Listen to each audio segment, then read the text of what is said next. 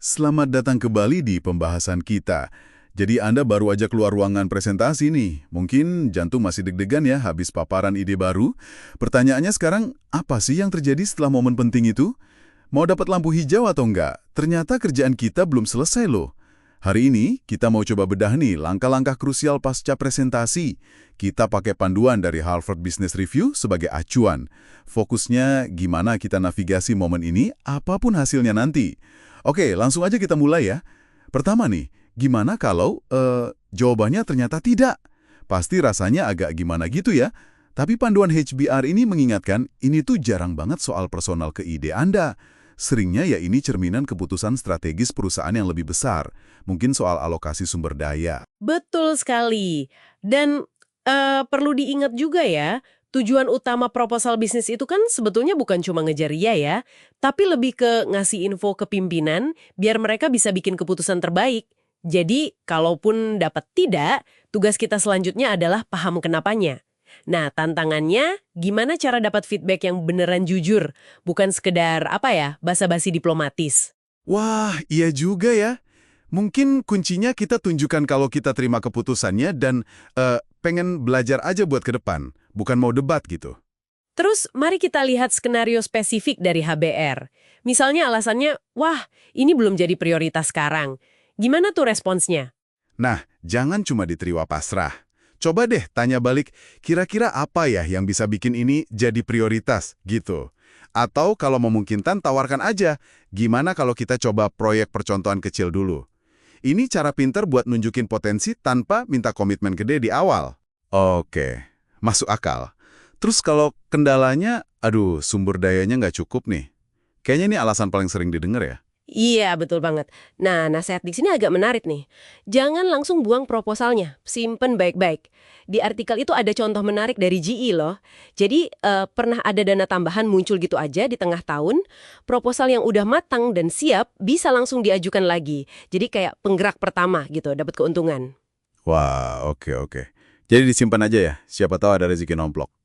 Nah, skenario ketiga.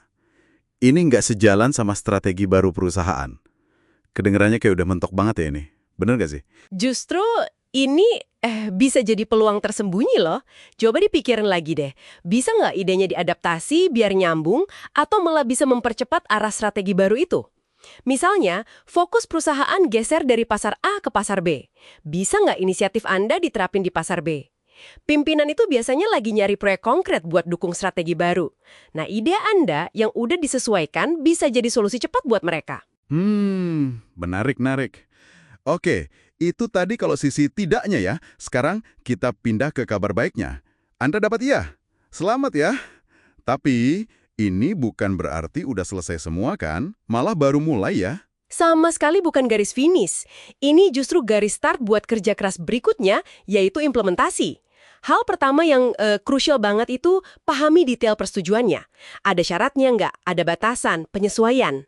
Dan seringnya penyesuaian itu bentuknya potongan anggaran, ya kan? Saya suka banget analogi di artikelnya. Katanya, kalau tangki bensin nggak diisi penuh, ya jangan harap bisa jalan sama jauhnya.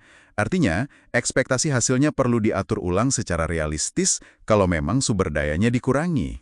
Nah, ini poin penting banget. Realisme itu kunci. Kita semua pernah kan dapat iya, tapi anggarannya, dipotong lumayan. Disitulah kita perlu negosiasi ulang ekspektasinya. Harus dikomunikasikan secara terbuka, apa sih yang masih bisa kita capai dengan budget segitu. Idealnya sih ya, kita udah siapin beberapa skenario dari awal, bahkan sebelum presentasi. Skenario anggaran perlu, sama skenario kalau dipotong. Oke, jadi siapin plan B, plan C gitu ya. Nah, setelah detail ianya jelas, gimana caranya jaga momentum biar nggak kendor? Saya sering lihat nih, pas presentasi semangat banget, begitu jalan kok kayaknya melambat gitu progresnya. Iya, itu tantangan umum. Panduan HBR itu menyarankan pendekatan bertindak, belajar, dan membangun. Atau act, learn, build. Maksudnya segera aja mulai implementasi, mungkin skala kecil dulu atau tahap awal, terus dari situ pelajari cepet-cepet, apa yang jalan, apa yang enggak. Nah, pembelajaran itu dipakai buat iterasi, perbaikan, atau kalau bagus, ya lanjut ke skala berikutnya. Jangan nunggu semua sempurna dulu baru gerak. Jadi intinya gerak cepat, belajar sambil jalan gitu ya? Tepat sekali. Dan ini berlaku loh mau hasilnya ya atau tidak. Tindak lanjut itu penting banget. Kalau ya, iya segera bikin rencana tata kelola tim yang jelas, siapa ngerjain apa, gimana ukur progresnya, laporannya gimana. Kalau tidak, ya pakai feedback tadi buat perbaiki ide, adaptasi, atau mungkin jadi masukan buat inisiatif lain. Komunikasi terus-menerus sama pengambil keputusan juga penting, biar ide kita tetap hidup di benak mereka. Wah, jelas banget ya. Ternyata fase setelah presentasi ini sama pentingnya. Atau mungkin malah lebih penting ya daripada presentasinya sendiri. Jangan sampai ide bagus jadi nguap gitu aja gara-gara kita abai sama tindak lanjutnya. Betul. Nah, sebagai penutup nih, mungkin ada pertanyaan reflektif buat Anda yang mendengarkan. Gimana caranya Anda bisa secara proaktif mengubah momen pasca presentasi ini, apapun hasilnya ya, jadi keuntungan strategis.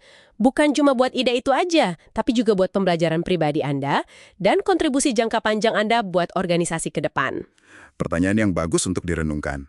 Terima kasih banyak sudah menyimak pembahasan mendalam kita kali ini. Sampai jumpa di kesempatan berikutnya ya.